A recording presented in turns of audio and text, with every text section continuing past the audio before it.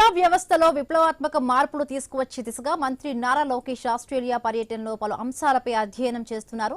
2029 నాటికి ఏపీలో ప్రపంచ స్థాయి విద్యా వ్యవస్థను తయారు చేయడమే లక్ష్యంగా పెట్టుకున్నట్లుగా తెలిపారు. Australia trade and investment commission ఆధ్వర్యంలో మెల్బోర్న్లో నిర్వహించిన ఇంటర్నేషనల్ ఎడ్యుకేషన్ రౌండ్ టేబుల్ సమావేశంలో ఆయన పాల్గొన్నారు. Study Melbourne, Victorian education, skill institutions ప్రతినిధులు కూడా సమావేశానికి హాజరయ్యారు. విద్యార్థులు మెరుగైన ఫలితాలు సాధించేలా వారిని మెరుగుపరచడమే లక్ష్యంగా లెర్నింగ్ ఎక్సలెన్స్ ఇన్ ఏపీ కార్యక్రమాన్ని ఈ ఏడాది నుంచే అమలు చేస్తున్నామని లోకేష్ తెలిపారు. 21వ శతాబ్దపు నైపుణ్యాలకు విద్యార్థులను సన్నద్ధం చేయడమే తమ లక్ష్యమని లోకేష్ స్పష్టం చేశారు. సాంప్రదాయ విధానాలకు స్వస్తి చెబుతూ ఆట ఆధారిత పాఠ్యాంశాలు, ఏఐ ఆధారిత పరిష్కారాలతో బోధన, శిక్షణ, ఫౌండేషన్ లిటరసీ అండ్ న్యూమరసీ వంటి వినూత్న కార్యక్రమాలు అమలు చేస్తున్నట్లుగా వెల్లడించారు.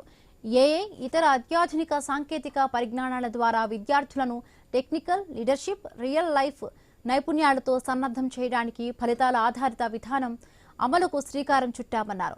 అన్ని స్థాయిల్లో నైతిక విలువలకు పెద్దపీట వేస్తూ ప్రత్యేకంగా పాఠ్యాంశాలు ప్రవేశపెట్టామని మంత్రి వివరించారు.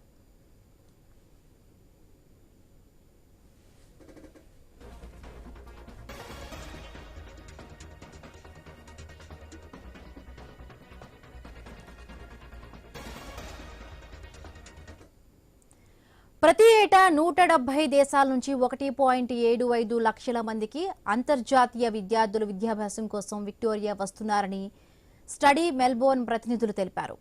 ముఖ్యంగా చైనా, భారత్, వియత్నాం, నేపాల్ నుంచి పెద్ద సంఖ్యలో విద్యార్థులు వస్తున్నట్టుగా తెలిపారు. దీని ద్వారా విక్టోరియా రాష్ట్ర ఆర్థిక వ్యవస్థకు 12.6 బిలియన్ల ఆదాయం లభిస్తుందన్నారు. ఆస్ట్రేలియాలో పోస్ట్ స్టడీ పని అవకాశాలను కోరుకునే విద్యార్థులకు విక్టోరియా గమ్యస్థానంగా ఉందని మెల్బోర్న్ ప్రతినిధులు స్పష్టం చేశారు.